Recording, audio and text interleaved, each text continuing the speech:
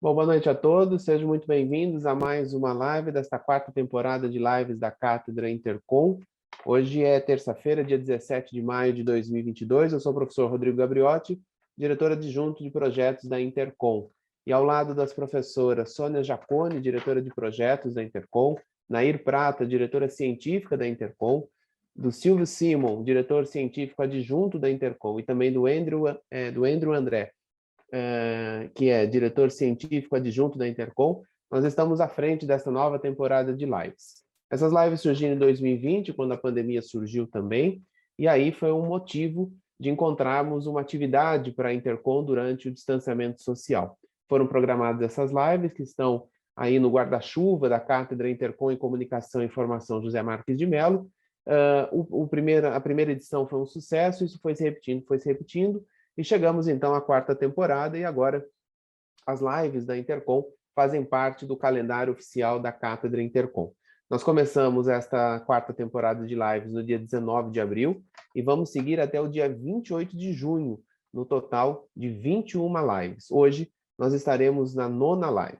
Também gostaria de dar boas-vindas a todos que nos acompanham pela plataforma Zoom, que fizeram a inscrição antecipadamente, e aqueles que nos acompanham também pelo Facebook, no perfil da Intercom. Em nome do professor Giovandro Ferreira, presidente da Intercom, damos as boas-vindas a todos que nos acompanham nesta edição de hoje. A série de cátedras, a série de lives da cátedra tem alguns produtos derivados. E nesta quarta temporada nós vamos ter 3 produtos derivados destas lives que vocês estão participando. Então, nós abrimos o calendário de lives, os grupos de pesquisa manifestaram esse interesse, se inscreveram, selecionaram estas datas que estão participando, e a partir disso nós estamos realizando esses encontros sempre às terças e quintas-feiras, das 6 da tarde às 7h30 da noite. E aí os produtos derivados dessa edição são 3.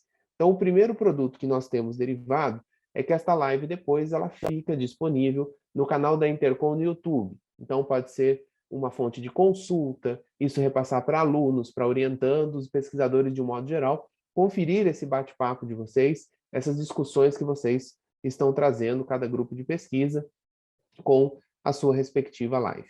Um outro produto derivado que nós já temos uma parceria que vem dos anos anteriores é a transformação da live num podcast. Então nós temos uma parceria com o Papo Com, da Universidade Federal do Ceará.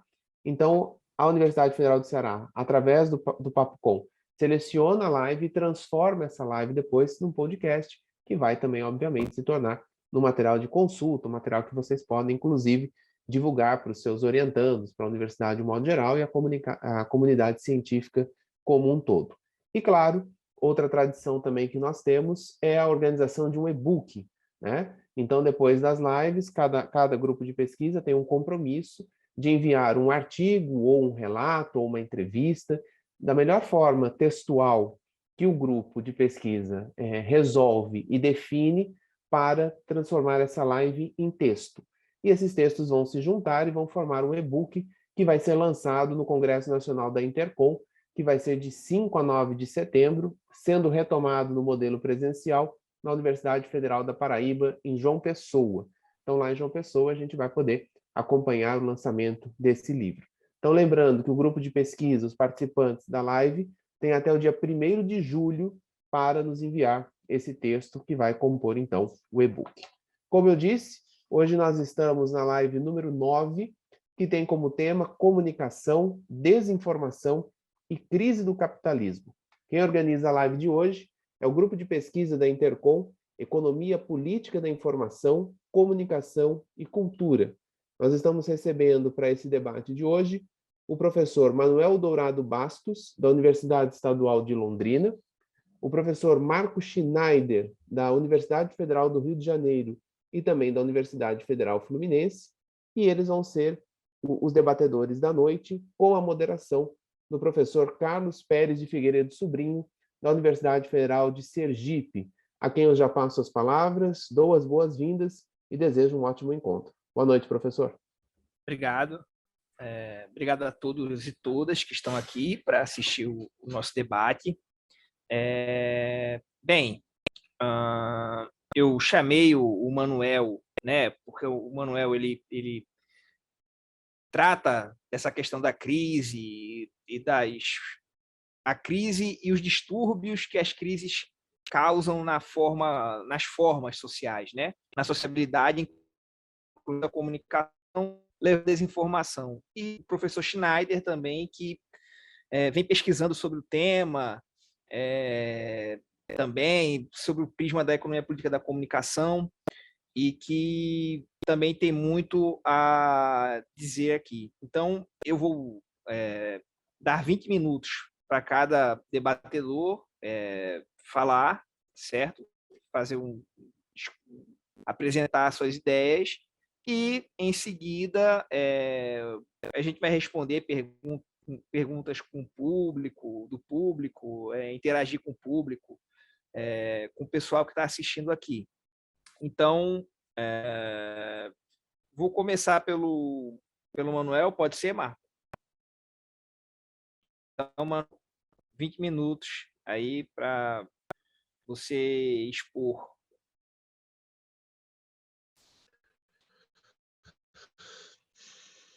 Tudo bem, Carlos? Boa tarde, Marco, Rodrigo, pessoal da Intercom, todo mundo que está aí nos acompanhando. Passando um frio danado, né? Uma semana que a região sul foi acometida, e o sudeste, né? Por uma onda de frio. Então, pegamos essa live bem nesse momento, e eu sofro para burro, e como o pessoal que me segue no podcast, no Jogando Dados, os estudantes sabem que eu reclamo bastante do frio. Não podia deixar de fazer esse comentário inicial sobre este momento, né? Agradeço a oportunidade de a gente fazer esse papo, conversar com o Schneider, conversar contigo, Carlos. E é um momento bacana também, porque a gente está literalmente nessa passagem do bastão, né? A Intercom promoveu aí mudanças, enfim, uma reclivagem, né, dos grupos de pesquisa, e aí a gente manteve, né, o grupo de Economia Política, da Informação, Comunicação e Cultura, que eu estava coordenando nos últimos 2 anos, os últimos 2 anos pandêmicos, e agora passando a coordenação para o Carlos, né, que vai conduzir, com certeza, da melhor forma possível esse trabalho, que já vem de longa data da EPC, junto à Intercom. Então, acho que é nossa primeira atividade, né? Então, como nessa nova configuração, com uma ementa reformulada, e aí acho muito propício a gente poder fazer esse debate justamente da relação, né, entre desinformação e crise. Então, agradeço a oportunidade de poder falar um pouco sobre coisas que interessam a pesquisa que a gente tem desenvolvido, particularmente aqui no Cubo, né, que é o laboratório que eu coordeno junto ao UEL, cujo mote é exatamente comunicação e crise do capitalismo, né? E as atividades que a partir disso tenho desenvolvido junto ao OBS Concepts, né, sob coordenação do professor César Bolanho, aí na Federal de Sergipe. Então, essa vai ser uma oportunidade bacana de falar sobre essas questões. Como eu sei que eu estou numa mesa de pensadores com o coração do lado correto, né, que é o lado esquerdo, e são todos aí pensadores da órbita do pensamento marxista, fiquei pensando se esse primeiro momento do que eu vou falar seria muito redundante, mas sabendo que nós temos aí um outro público para, né, ouvir e discutir, acho que é o caso de remeter a esta primeira dimensão do que eu vou falar, que uma das atividades que a gente tem pensado muito, principalmente no âmbito do Jogando Dados, que é o podcast que tenho produzido junto com Anderson e demais colegas, né? Guilherme Bernardi, Rafaela, Júlio, Gabriela, Karime, Gina, enfim. A gente tem feito ali um debate o mote tem muito a ver com a ideia de método do pensamento marxista, e que a gente costuma chamar lá de dar um passo atrás, né? Então, é literalmente essa dimensão de observar as coisas pelo prisma do caminho, né? Do abstrato ao concreto, que é entendido exatamente como a dimensão do método. Por que eu estou falando disso? Porque estes fenômenos contemporâneos, que envolvem principalmente as discussões do mundo digital, têm levado a gente a pensar formulações, tentando dar conta do que está acontecendo a quente, né? Então, raciocinando sobre o tempo presente, no momento que ele está acontecendo, que é uma das questões relevantes a ser feita, né? Então, pegar o bicho pelo chifre e enfrentá-lo, né? Mas, normalmente, a gente tem parado numa questão que é a formulação sobre as coisas que estão acontecendo agora, elas parecem que envelhecem num espaço de tempo muito curto, né? Então, grandes teses, argumentos, etc., subsistem um ano porque elas lidam com o momento da empiria, né? Então, lidam com aquilo que está posto de imediato e tentam menos formular aspectos sobre as dimensões substanciais desses fenômenos, né? Então, o debate sobre a crise do capitalismo, como a gente tem feito aqui, é literalmente uma discussão neste sentido. Não entender a crise como uma dimensão da ordem apenas dos fenômenos, né? Mas como algo que diz respeito à própria essência da dinâmica do capitalismo, né? Então, o capitalismo é desenvolvido, ele se desdobra a partir das suas contradições, e exatamente estas contradições precisam ser pensadas no seu negativo como o motor do capital. Logo, a crise é um fundamento do capitalismo e não exatamente um resultado fenomênico, né? Então, a gente aprende muito essa discussão a partir de uma leitura de um autor importante nessa seara, que é o professor Georges Grespin, que tem um livro muito bacana chamado O Negativo do Capital, literalmente um debate sobre isso, entendendo, então, exatamente a par e passo no pensamento do Marx, como a crise está tematizada e faz parte do centro do argumento, e não só como um resultado histórico final, né? Então, o capitalismo é crise. A crise não é um fenômeno entre outros na sua dinâmica, né? Literalmente, então, o que o capitalismo costuma desenvolver é o processo em que algo que se apresenta como um limite para a dinâmica do capitalismo se torna apenas uma barreira, e essa barreira é transposta e, portanto, incorporada na dinâmica do capitalismo, né? E assim ele passa para uma nova etapa e um novo processo histórico.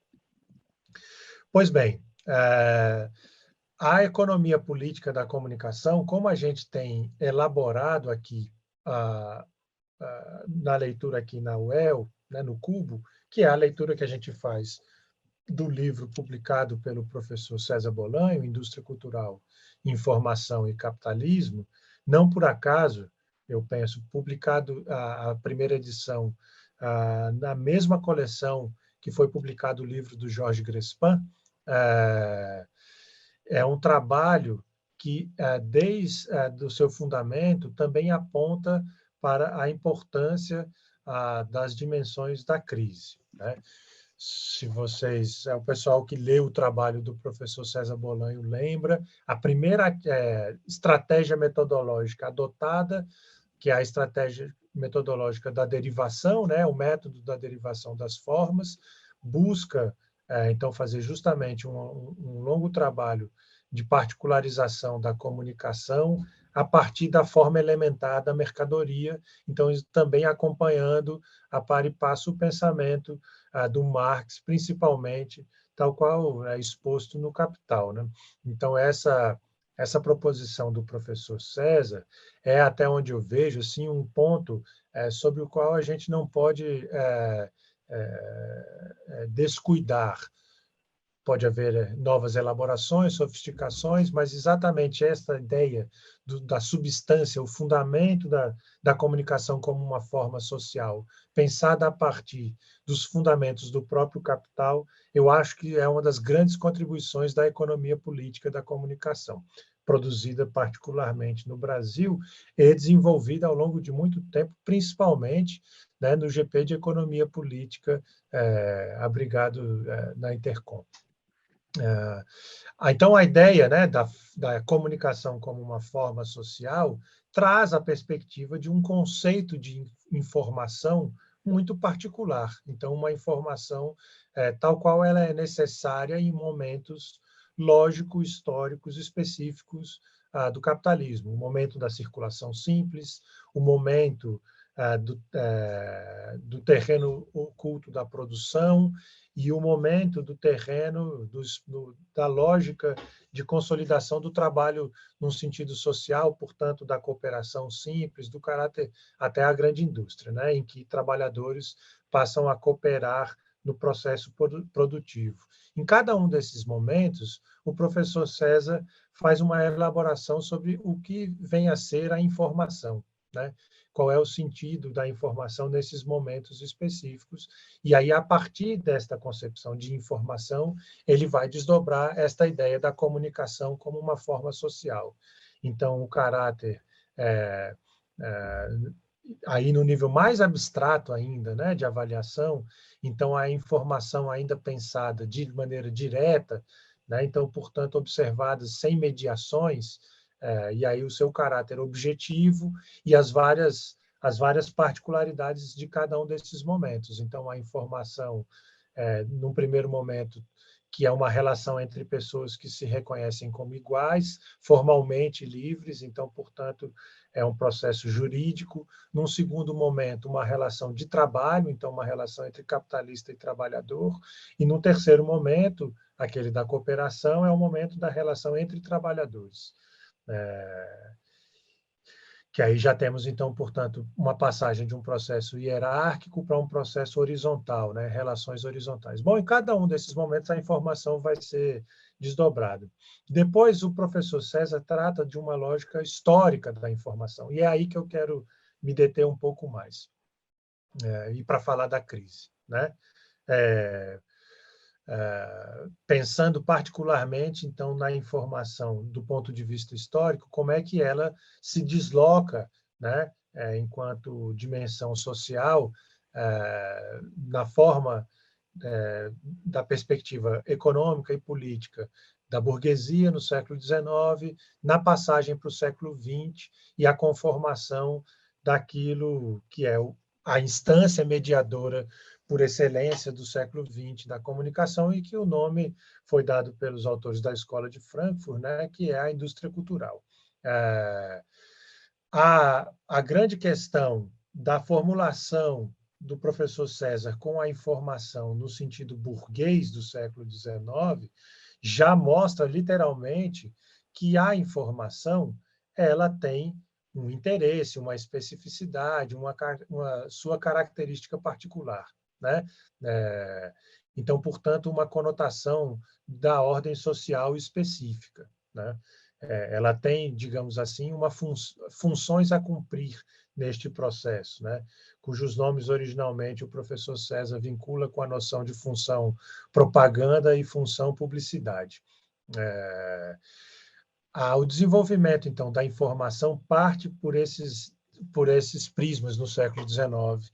E o que a gente tem estudado agora é que a formulação que historicamente gera a consolidação de uma indústria cultural, não por acaso tem a ver com um momento de crise histórica do capitalismo. Então, esta passagem, como eu falei, de um limite que se transforma em uma barreira e vai ser transposto. Então, a indústria cultural é parte da dinâmica do capitalismo visando, não é, a superação da crise tal qual ela se desdobrou no início do século XX. Então, no âmbito da informação, o que a gente vai ter é a consolidação do que a gente chama de uma informação de massas. Esse é o processo que a gente tem no século XX, né? Então, na consolidação da indústria cultural. O que nós estamos vivendo hoje e que a gente tem tentado conceituar, né, como segunda categoria da desinformação, até onde eu consigo observar, é mais uma vez uma passagem histórica nesse sentido de crise, né? Então, inicialmente, a noção que nós tínhamos de uma comunicação de massas, passando para esta lógica das redes, plataformas, os processos de interação, né? A dinâmica, portanto, da rede mundial de computadores, ela, por sua vez, implica, né, numa reformulação desta dinâmica da informação, que sai de uma lógica da informação de massas, como a gente conhecia, e passa para um outro tipo de dinâmica, e que talvez, e aí essa é a questão a se pensar, do meu ponto de vista, que a gente tem tentado dar o nome de desinformação, né? Que ela tem uma característica como um dos cernes relevantes desse processo. O que é dolorido, né? Mas é porque a desinformação aparece para nós como um elemento negativo, mas talvez ela seja a grande marca do processo histórico que nós estamos vivendo.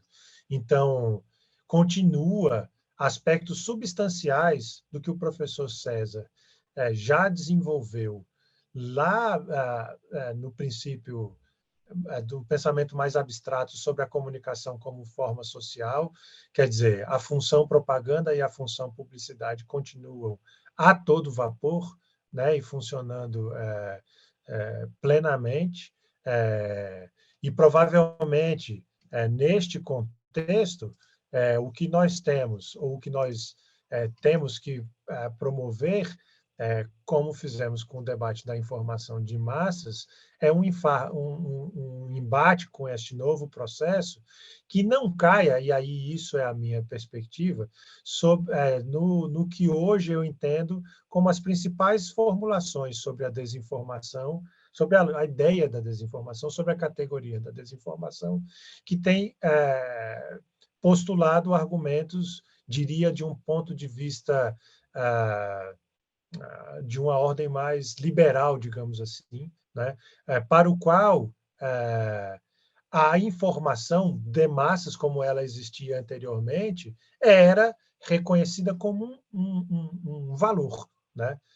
Então, a sustentação da democracia liberal, ou daquilo que o professor alemão Wolfgang Streeck chama do capitalismo democrático, né? Vejam que todas as lamentações sobre a lógica da desinformação passam um pouco por esse prisma, né? Então, assim, antigamente a informação tinha um aspecto importante da verdade, e o professor César demonstra claramente, né, que esta dimensão da verdade não estava presente originalmente já no debate burguês, não é o caráter central da informação de massas, e até onde eu entendo, portanto, não precisa ser a ponta de lança das nossas discussões no quesito da desinformação. Qual é o aspecto central, diz o professor César, em indústria cultural, informação e capitalismo, e que eu, como disse, né, com o coração do lado esquerdo, continuo achando que faz sentido. E vou encaminhando para o fim da minha fala, Carlos. O argumento decisivo da perspectiva apontada pelo professor César Bolanho é que as diferentes formulações ou conformações da informação, tanto no sentido burguês do século XIX, como a informação de massas no século XX, visava fundamentalmente mascarar a substância da informação na sociedade capitalista, que continua sendo uma informação de classes. Esse é o fundamento original desenvolvido pelo professor César. Então, portanto, as instâncias de mediação que vão se constituindo para lidar com a informação necessária para a dinâmica do capitalismo, fundamentalmente mascaram o aspecto central, que a informação no capitalismo continua sendo concentrada, centralizada por aqueles que detêm o poder econômico e político, e que ela se apresenta de uma maneira intervertida, né, como uma informação massiva e agora, no presente momento, como uma informação é, é, em que os diversos agentes participam em processos interativos, etc. Quando a gente sabe que, muito pelo contrário, esses processos pretensamente interativos são ainda mais concentrados na mão de poucos detentores, né? As grandes corporações que detêm os instrumentos que viabilizam esse processo. A gente está literalmente aqui lidando com alguns deles, né? A plataforma Zoom, o Facebook, depois o pessoal vai ver esse diálogo no YouTube, né?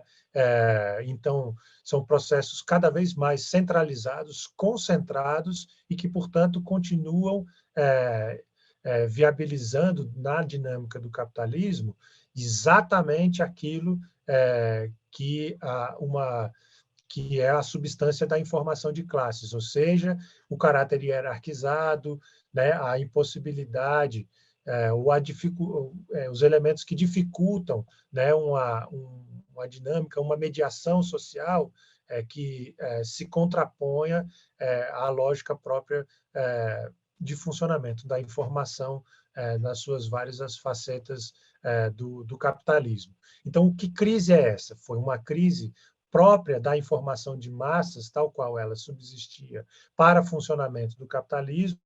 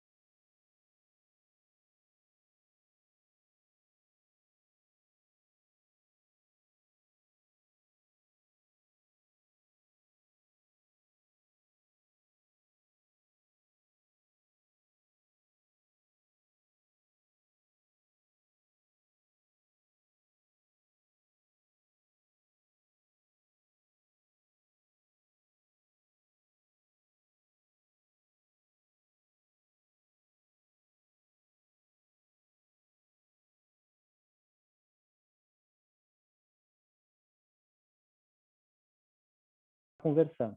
Valeu, gente. Uma boa noite. Até a próxima.